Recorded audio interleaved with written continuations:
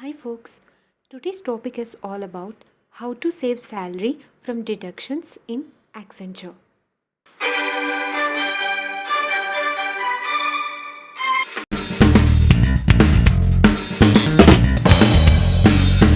Guys, if you haven't subscribed to this channel, please do subscribe and follow Savipa Tech Zone in Instagram and subscribe to Telegram channel as well, because I'll be posting all the related video links in this Telegram channel, and the Instagram link, Telegram link, all these links will be under description. Please do check out.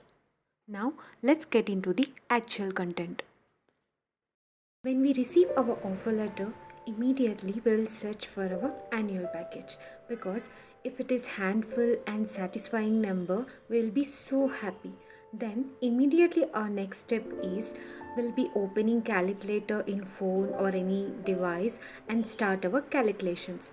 For instance, in my offer letter it's given 7 LPA, okay, 7 lakhs per annum. So what I'll do 7 lakh by 12, which is like 12 months in a year, right? So which will be giving approximately 58,333.33333, so on, right? So here I'll be leaving for deductions or some cuttings. Approximately I'll be making my salary assumption as 58,300. Okay, I feel like a money rain will be falling on me when I receive the salary.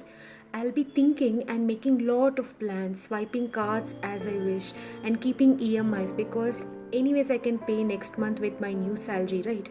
So but the thing is not what I think. Okay, please be careful, because whatever salary we think that next month like we'll be getting more, right, that will be not our salary number. Okay, so here the last working day of current month will come as soon as we just close and open our eyes, right? The day will come and we'll be receiving a payslip. If I open my payslip, suddenly a big shock came to me. Okay, what is that? Because my salary amount is only 51,500, means this is the amount that is credited into my bank account. But what I expected is 58,300. If we see the difference, the amount is 6,800 rupees have been deducted, and that too every month it will be deducted. So here I just shown you a sample data. Okay, for some people these deductions might be even more high. Okay, not only 6,800, it might be 8,000, 10,000. So depends on your salary structure. So how to save this? Okay, now let's see the payslip very clearly.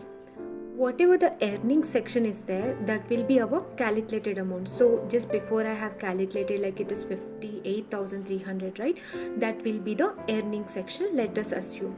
So let's see the deduction items.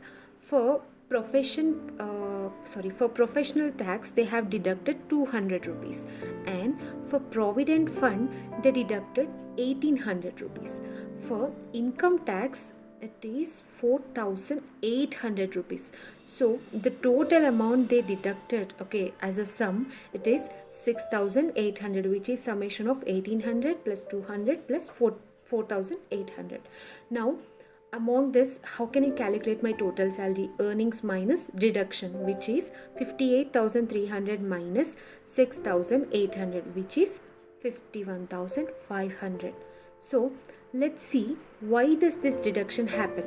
Because 6,800 is not a small amount. You can buy whatever you want. You can pay your rents, hostel fees, and buy a device or gadgets to your parents, or help someone in need. So why to compromise that? And we'll just see some few ways how we can save this. Okay, now let's see like what are these deductions. Okay, so basically we just gone through three types of deductions, right? Out of that, first one is professional tax, which is 200 rupees. And guys, this is mandatory for each and every employee. It gets deducted. There is no way to escape from this. It's only 200, right? So next two things are provident fund and income tax deductions.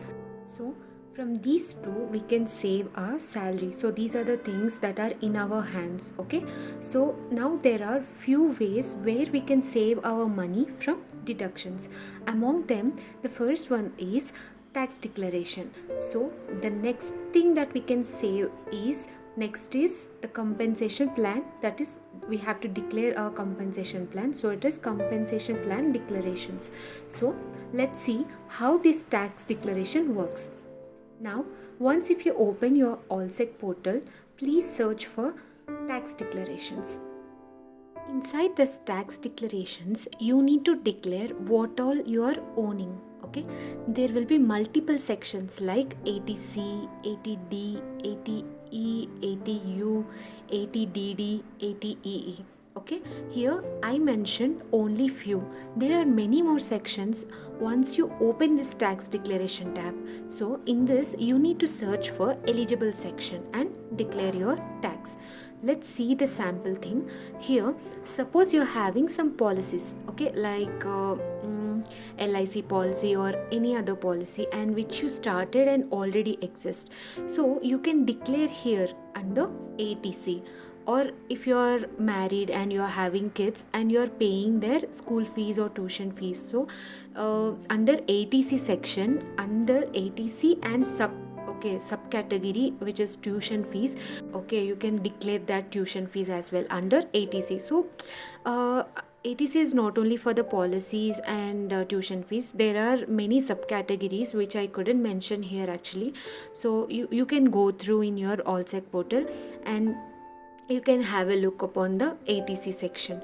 So next section is 80D, right? Here under 80D you will be having medical insurance. So if you are having any medical insurance, you can declare that medical insurance under 80D. And don't worry guys, like in upcoming videos I'll try to make tax declaration and tax proof submission videos as well, so where I'll be clearly explaining you how to do and each and every category that is valid in Accenture portal. So we can have a look upon that in those videos. So here I'm explaining you roughly like where you can save the deducted amount, save your salary from deducted amounts. Okay, now let's see for another section. So 80E is for your educational loans. If you have any education loans, you can declare under this section. Next section is 80U. If you have any physical disability, then you can declare under this section, which is 80U. And next one is 80DD. If you are handicap dependent, then you can declare under this section. And 80EE is specifically for if there is any home loan, additional home loan deductions like interest or something, then you can declare under this 80EE. Okay.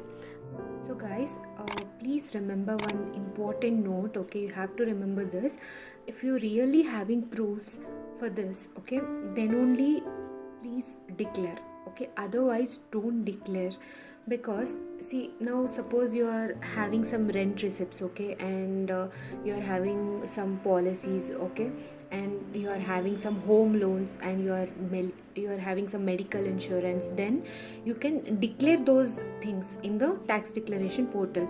If you don't have them, simply don't declare, okay, because in the month of November you have to provide proofs for what all declarations you've done. Okay, if you don't submit those proofs, whatever the amount they credited as part of your tax deductions, okay, now suppose in the previous payslip I shown you, right, so 4,800 or something is my tax declaration, tax amount got deducted. So for after you declare here, from next month onwards that amount will not be deducted, okay, that 4,800 will be credited to you. Okay, but if you don't provide proofs in the month of November, what all they credited you, how many months they credited you, that whole amount they will be cutting down. Okay, they will be cutting down in the next month's salary. So please be truthful as well as careful, guys. Okay, you having some proofs, then you declare, otherwise don't ever declare. You can start a new policy for you, or you can take a new medical insurance, then you can declare that. So that's not a problem. If you don't have, don't do. If you try to make a new policy or something like that, then only you can declare. Okay, this is overall about the tax declaration. Now let's dive into the compensation plan. So in the same AllSec you can see compensation plan, okay, and please search for it if you don't find. And here you can have an option like edit or view. Okay, so when you are declaring compensation plan, okay, when you are editing, you may find only 3 things in the compensation plans to edit. Okay, I think only 3. Okay, NPS is, I am not aware of it because I just kept it 0, I don't have that. So the 3 things that you can save is, the first one is your provident fund. Okay, so provident fund, you will be having 2 options. One option is F and ES.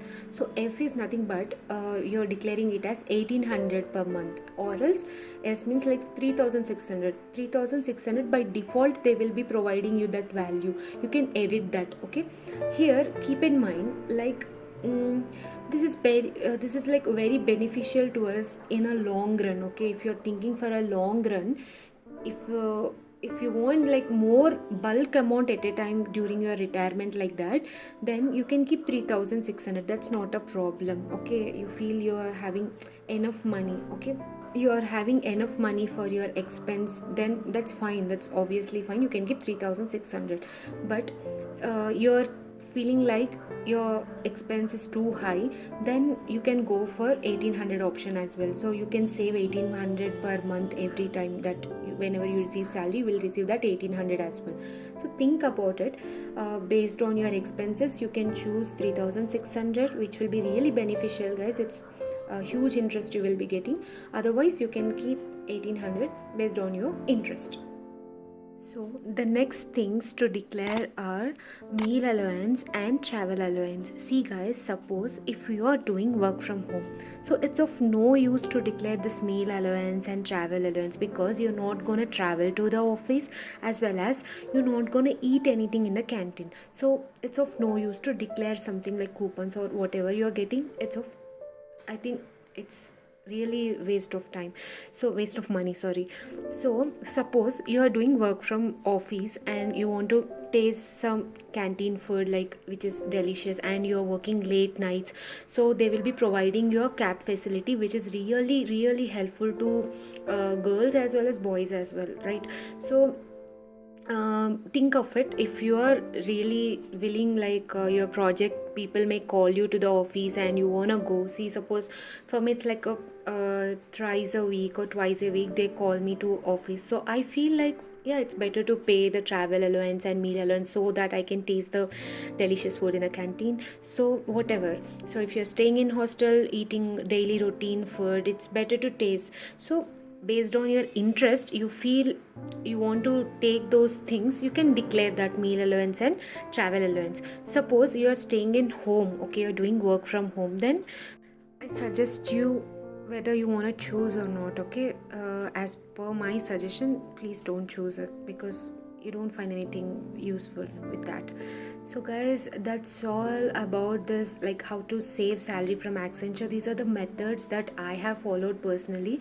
So guys, in our subscribers or any other people who are watching this video, if you have any other method which you have followed to save your salary, please mention about that method in the comment section so that all of us also follow that.